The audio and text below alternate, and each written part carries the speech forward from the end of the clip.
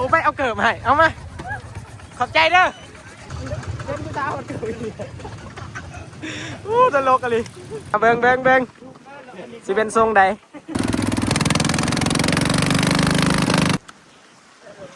ตอนนี้เจอปัญหาอยู่หน่อยหนึ่งมันหนาวลมเด้บักแห้งเลยเบิ่งน้ำเป็นคืนอยู่หนาวไปไหนหนาวไว้มา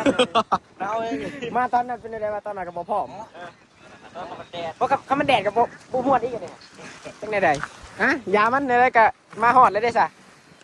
จัดไป2 คัน 3 คันทางนี้มีแต่ผู้บ่าวด้วยทางนี้นี่เพิ่นมาสำจรวดเพิ่นได้เพิ่นไปค่ะไปสำจรวดเพิ่นเห็นสัตว์ตวดคุ้มในกันยกล้อความเลยเราเห็นบริยานรถแห้งนี่สะ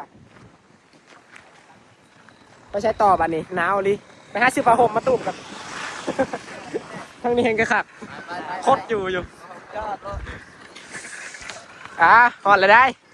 แอคแล้ววันนี้จอดแอคอยู่นี่แหละเนาะหนาวบ่มีเครื่องเนาะเครื่องขึ้นมานำเครื่องกับอะไรเมื่อแล้วนอนไปจะก็ข้ามไปพูดเลยแต่ว่าไปจอดแอคในครัวนะก็ไปกูแล้วขึ้นเครื่องกูแล้วจอดในครัวมันสิบเต็มหมด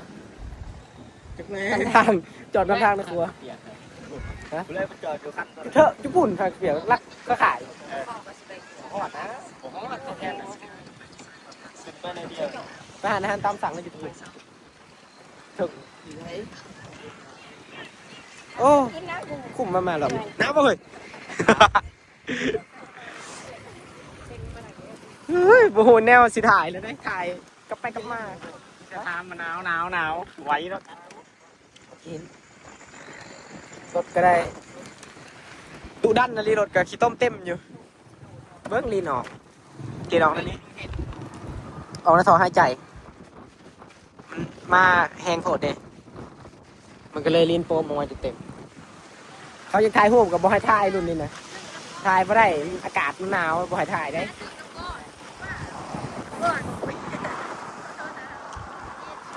ให้มาแบบซิวๆเลยนะให้เบิ่งน้ำเบิ่งในก่อนผูกโอ้น้ำงามเนาะน้ำลายนี่โอ้คักยังซิมีอีกเนาะรถทีมงานอันน่ะจากทีมงานไปช่างแหละหูแต่ว่าเขาซิมาอยู่ประมาณ3-4 คันนี่แหละแต่ยังโมเห็นอยู่เดี๋ยวนี้แต่เขาอยู่ทางไหนเขาน่าจะยังมาบ่ฮอดมาเดี๋ยวนี้เราจักต่อร่างลายนี่เนาะลายบอกใช่พอมาแล้วมามันฮุบเอาเบิ้ลเลยแหละรถไทยมันก็คนเอาขึ้นรถใหญ่ปุ๊บได้แล้ว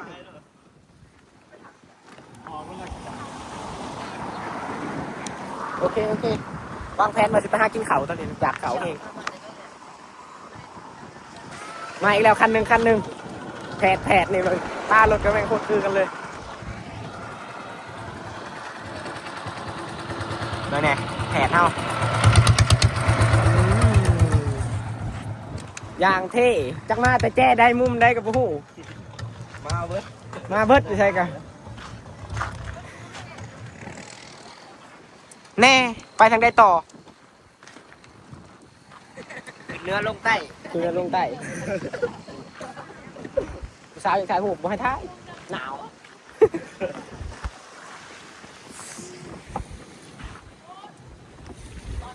ตารถก็ใส่ป่ะโอ้ตารถขาดไปเลยตารถถึงตาเดียว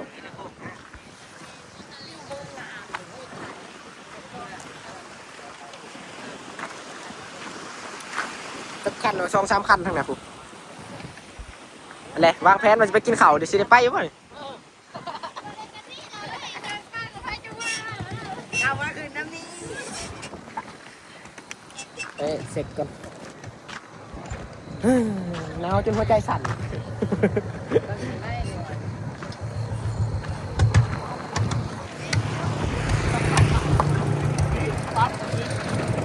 โอ้เท่เนาะเท่ เอาเฮ็ดโอ้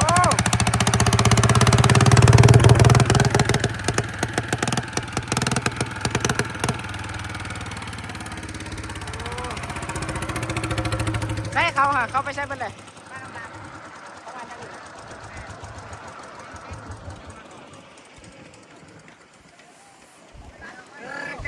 โอ้สุดยอดลายเท่แม่นว่าทางนะฮะโอ้มาอีกแล้วถ้าเบิ่งว่าจะมีไฟเนี่ย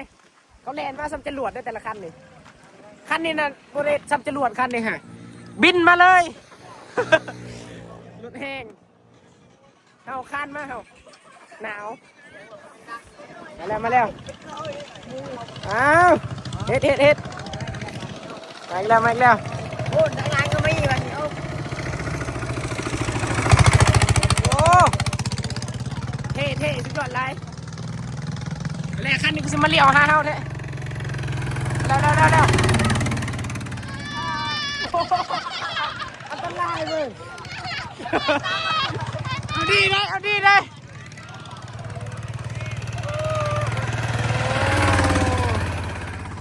ลองเลยเท่ทุกคันเป็นอะไรพูดได้ไปอยู่ทุกฝ่าย จะถ่ายท่านหรือเปล่าเรื่องกินเนี่ยค่ะ พูดอะไรนี่เดียว มันหยอกบัวน้ำยืนอยู่สิกระจักต้นน้ำ หยอกชื่อเกือบในกล้องอาจจะไม่เห็นขักขนาดไม่หลุ่นเท่าตึงเกินอ่ะอย่าไปเอามาหารถเจ้าของ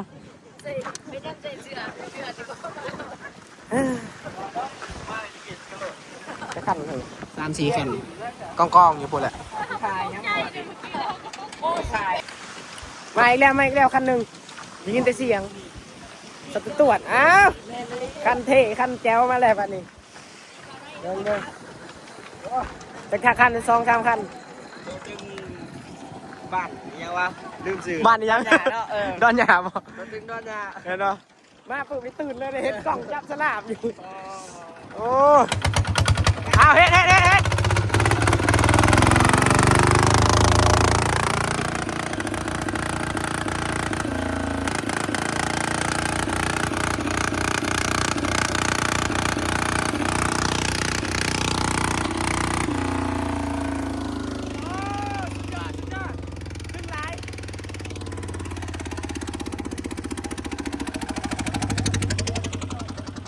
งอยู่ป่ะในการสุดยอดเลยโหดเนาะกูจะมาแข่งกระคักและแข่งคนมาเลยยังไปอีกไปดิฮะโอ้ยังอีก2-3 คันหูลายบอกเลยจักมาเห็ดยังมาซื้อจักมาเห็ดยังเบิ่งจะคันเลยจะหูกัน1 2 3 4 5 6 7 8 9 10อยู่พี่อีกยังอีก2 คันเลยแข่งคนมาเลยทางนี้ฮะเพื่อนเบิดเลยนี่นะโอ้ยกำลังว่าสิเท่เถอะมาเปิดเป็นแข่งคนเบิ้งโทรศัพท์กับจนเป็นอันนี้เลยเตะเลยเนาะเท่เลยมาฮอดมาถึงแล้วก็จอดแอคก่อนก็จักสิเห็นยังไงสิไปใช้สรุปเนี่ยมาเห็นยังมาเพื่อยังอยากเข่าไม่อยากเข่าแล้วบ่อยซื้อกันวันหนึ่งซื้อเข่าซื้อโคกมาตำมะหุงกินหาเข้ามาก่อนยังอีก2 คันยัง3 คันเมื่อกี้จะไปตึ้งกว่าจะเป็นลงป่า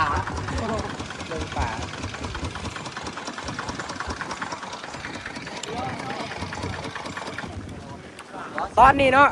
ก็สิได้เห็นสดแบบขักๆม้วนๆแล้วเพราะว่ารถแห้งเขากำลังสิปะทะกันง่ายพื้นที่เคลียร์ทุกอย่างเนาะคันนี้เดียวสิไปดึงกับคันนั้นบ่ยอมจักแม่นยังบ่ยอมไปเลยเอาไปเชิงนั่นแหละบอกกะไปรุ่นย่อเข้ามาโอเคพอเอาเลยเขาสิดึงกันเด้อเขาสิปะทะแห้งกันได้ตีวิทย์แล้วที่นอมอกกะโอ้ เบิ่งของแท้จ้ะเป็นยังไงเจ้าของรถกะว่าลองเนาะต้องลองรถลายอยู่ได้ครับทั้งนั้นกัดเยียนสำราบอยู่โอ้ยปดเท่งแล้วบอกแล้วได้7ผู้ได้7กับ7เลยได้ผล7กับ7เลยคันได้แท้คันได้ป้อมนี่ค่ะป้อมมาดิค่ะป้อมนอกมกในเดิมนอกใช่มึงเนาะเอามาสิจ้ามาเองเลยมาคะแนนไปแล้วได้ครูแล้วบ่ครูแต่โดนครับป้ามาเจอด้วยชิบคือกันเบิ่งสิเป็นทรงใด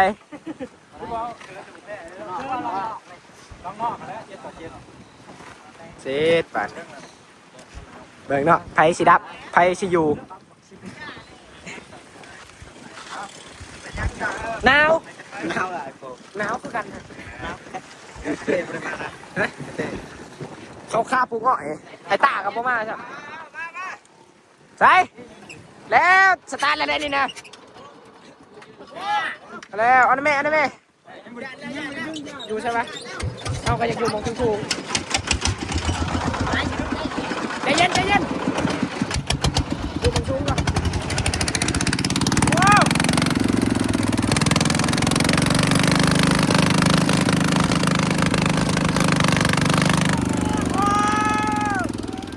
ของแท้ดึงแล้วจะพันใส่เหล็กกันเรา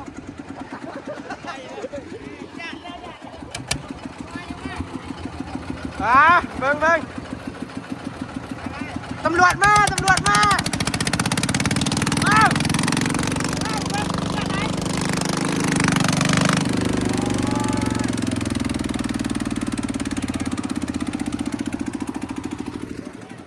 ตอนนี้สายพานมันบกินกันสายพานมันดอนออกมันย่านเลยมันแห้งโหดมีตะคันแห้งๆเห็นนะเบิ่งใส่เลขป่ะปล่อยนี่กันไปเลยอ้าว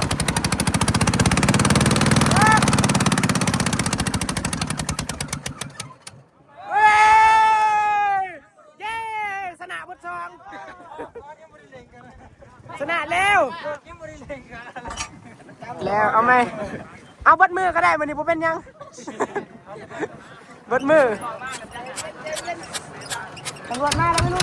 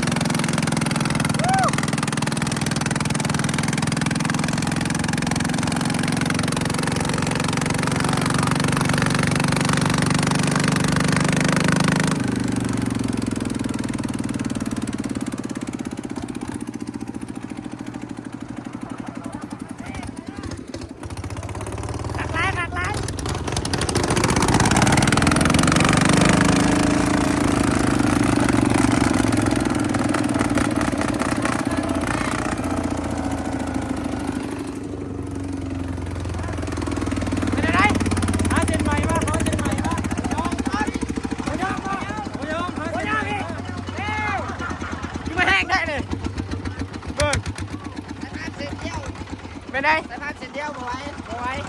เขาเข้าไปเลยเขาอยากมันตกจะเราโอ้ยมันร้ายขาดขนาดพวกกินกันบอลงถ้าได้ปอมนี่ปอมป่ะปอมนี่แท้เมนใช่ป่ะโอ้ยมาสายพานปอมแบบมงโอ้ค่ะสุดยอด2 คันนี่เสมอหักลายแพงเกินนะแพงเนาะใช้นี่มันจะชงอ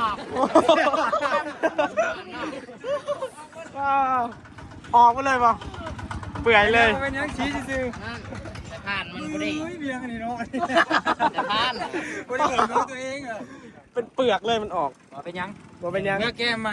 ม่รถแห้งใช้สายพานไปซื้อไปลงทุนดิอยากกูจักนะอยากกูจักอีก ไปเรือนไก่มาสะพานเด้อ หลอกหน่อยยังมันก็มีแต่หลอกเดียว หนาวเขาดูควันตรวจรถเขากะเต็มเขาเบอร์เลยโอ้ขากลายเลยสุดยอดสุดยอดนั่งเบิ่งกันไปสายพานเบิดเลย เริ่มนอกออกในเลย เดิมเพิ่มเติมนิดหน่อย ยังไม่ได้กินข้าวเลย หากินข้าวก่อนอยากข้าวอดข้าวมาเพื่อมากินข้าวอยู่ ก่อนก็ได้ เนาะอดข้าวมาในเฮือนเพื่อมากินข้าวอยู่พี่แผนการคือจะมากินข้าวอยู่นี่อะไรกับเมื่อความคิดนะโอ้ย ไป ว่าต้องกินนี่ตึงเนาะตึงไร เดือด ไปเขาดึง แต่ใช้พันเส้นเดียว คุณเขาดึงกับคันนั่นถูกคันอยู่ให้หน้าผมคุณดึงกับคันนั่นเขามันกำลังดูดขี้ดินอยู่เขาก็ชวนดึงเลยไม่ใช่กินข้าวฮะไปไปกินข้าวก่อนว่าสิไปแต่เฮิงเราไม่ได้ไปกินข้าวแล้วจะเพิ่งดึงกันอีกเลยขาก่อน เขาสิดึงกันอีกจ้ะ ใช้พันเส้นเดียว พอด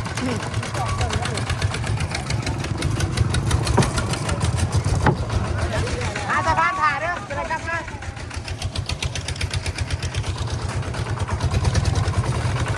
อันนี้มาห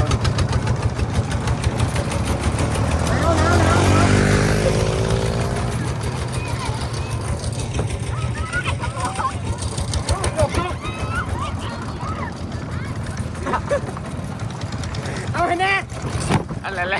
เอาให้แน่ เบรกได้ไหม ว่าเขาเอาให้มาจอดเอาให้แน่เอาเกิบ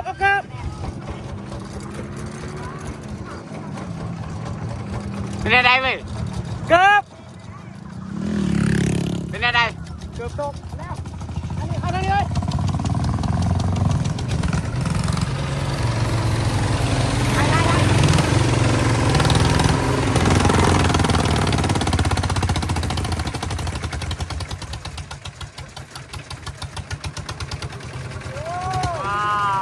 สุดยอดลายใจเย็นใส่เกิบนะ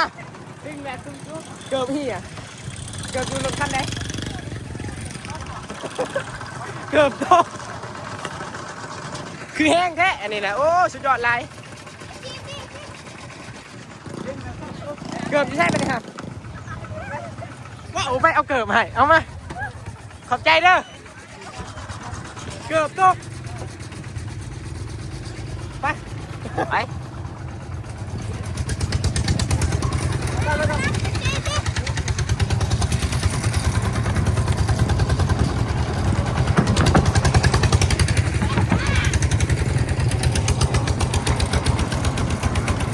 โอ้ยดอกเกือบตกใส่ผู้ชายเราก็เก็บไป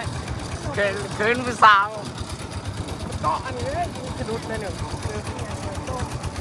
ไปFC ถ่ายไหม เซ็ต ไปเลยตับไตใส่พี่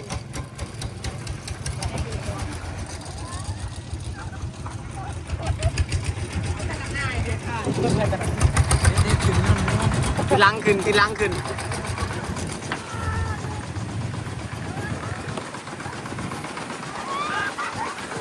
ไรเว้ย นะนี่มุมนี้งามค่ะขนาดไหน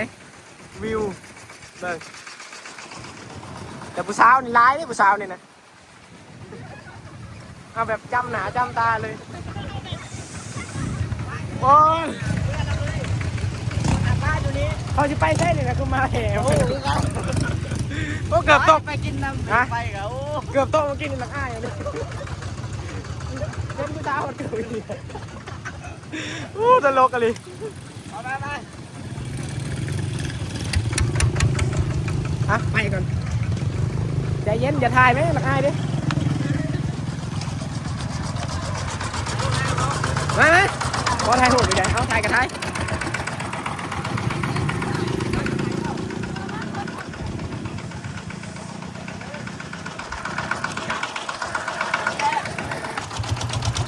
เอาถ่ายหูก่อน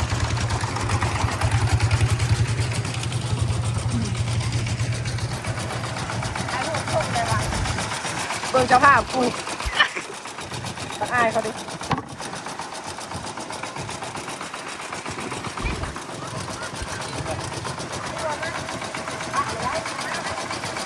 เอฟซีลีกแน่นนิน